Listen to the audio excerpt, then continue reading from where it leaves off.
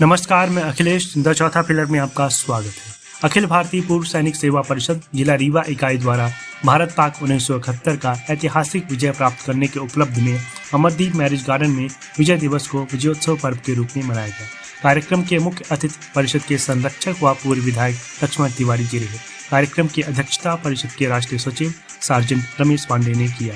विशिष्ट अतिथि के रूप में मध्य प्रदेश के उप मुख्यमंत्री के प्रतिनिधि एवं पूर्व महापौर Rajendra Tamrakar, Om Prakash Srivastava, colonel GP Singh, wing commander UV Singh, captain SR Napit, captain VG Singh Sharma रहे। कार्यक्रम का संचालन सूबेदार मेजर संतोष तिवारी जी, आभार नायब सूबेदार संतोष मिश्रा जी ने किया। तत्पश्चात मुख्य अतिथि, विशिष्ट अतिथि और अध्यक्षता कर रहे राष्ट्रीय सचिव ने उद्बोधन किया और वीर नारियों का शाल श्रीफल के साथ सम्मानित किया। साथ ही सामाजिक एवं प्रशासनिक क्षेत्र में उत्कृष्ट कार्य करने वालों का सम्मान किया गया और अंत में सामूहिक राष्ट्रगान के साथ कार्य का समापन किया गया। सार्जेंट रमेश पांडे हूँ। अखिल भारतीय पूर्व सैनिक सेवा परिषद का राष्ट्रीय सचिव का दायित्व है, साथ ही मध्य क्षेत्र का प्रभारी और महाकौशल प्रांत का महासचिव। आज देख रहा हूँ बहुत सारे लोग यहाँ पे आए हैं, तो विजय दिवस समारोह है और इसके पीछे और क्या है जो यहाँ पे समारोह हो रहा है? ये विजय दिवस ऐतिहासिक है।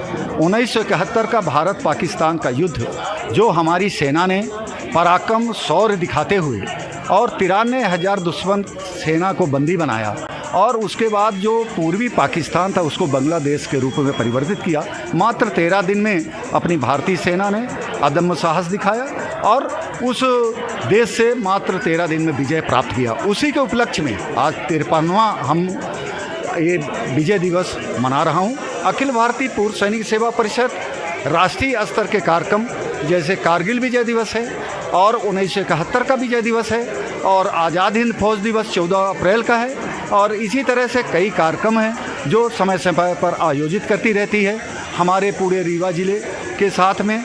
और यहाँ तक कि संभाग तक के लोग, हमारे पूर्व सैनिक वीर नारियाँ, वो सभी भाग लेती हैं इस कार्यक्रम में। हमारे ज़िले की जो वीर नारियाँ हैं, 1971 में हमारे 5 वीर सपूतों ने बलिदान दिया था।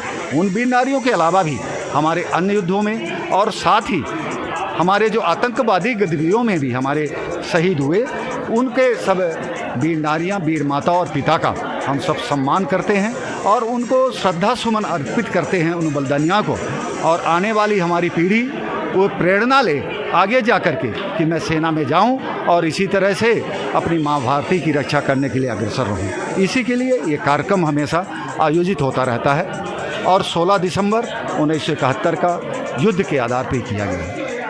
हमारे साथ मऊगंज विधानसभा के पूर्व विधायक लक्ष्मण तिवारी जी हैं, तो आइए उनसे बात करते हैं। मैं सबसे पहले आपके चैनल को बहुत बधाई देता हूं कि अग्रणी पंक्ति में प्रतिपादित हो।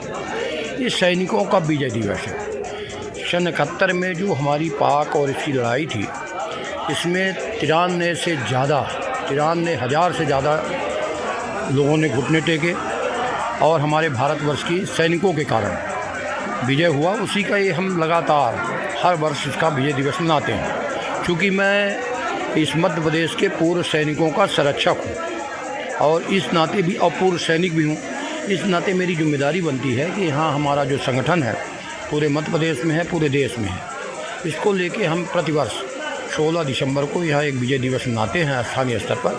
हमारी 2-3 सरकार से मांगे हैं। एक तो सैनिक का आयोग बनना चाहिए। मध्य प्रदेश में सैनिकों की संख्या बहुत ज़्यादा है और उनके परिवारजनों की समस्याएं उससे भी ज़्यादा हैं। उसके निराकरण के लिए कोई एक सैनिक आयोग बने, उसके थ्रू अगर सरकार में बातें जाए एक आयोग के थ्रू, तो निराकरण करने में सरलता होगी। दूसरा, हमारे बिंद में 37 से ज़्यादा शहीदी है। यहाँ पर एक है हमारा शौर्य जो है बनना चाहिए और वो बनाने के लिए पिछले दफ़े भी मैंने राजेंद्र शुक्ल जी से कहा था। अब तो उनका प्रमोशन हुआ है, डिप्टी CM हुए हैं और बिंद के एक तरह से CM ही माने, तो उनको मैं अनुरोध कर रहा हूँ आपके माध्यम से। उनको आज यहाँ आना था, व्यस्तता कारण नहीं आ पाए, तो उनसे अनुरोध करेंगे कि आप 2-3 चीज़ों सैनिकों के लिए करें। क्योंकि सैनिक का दिया हुआ आशीर्वाद, सैनिक की पत्नियों का, वीर नारियों का दिया हुआ आशीर्वाद कभी खाली नहीं जा सकता, क्योंकि उनकी शहीदी देश के लिए हुई है, कोई व्यक्ति के लिए नहीं। इन्हीं तमाम बातों को लेकर हमारा यहाँ सैनिक का कार्यक्रम है। हालांकि ये राजनीतिक मंच नहीं है, फिर भी एक राजनीतिक सवाल पूछना चाहूँगा।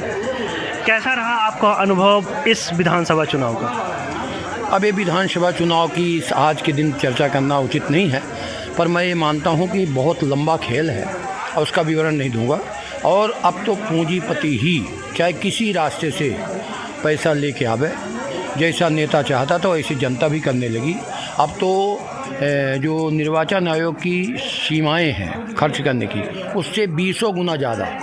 और रीवा ज़िला में तो 2-3 विधानसभाएं ऐसी रहीं जो पूरे मध्य प्रदेश में अव्वल रही हैं। सिमरिया से शुरू करें तो उसका सटा हुआ सिरमौर और ये गुड़, 3-4 जगह ऐसी रही हैं जहां सीमा ही नहीं थी कोई कि कौन कितना पैसा खर्च करेगा, होड़ लगी थी।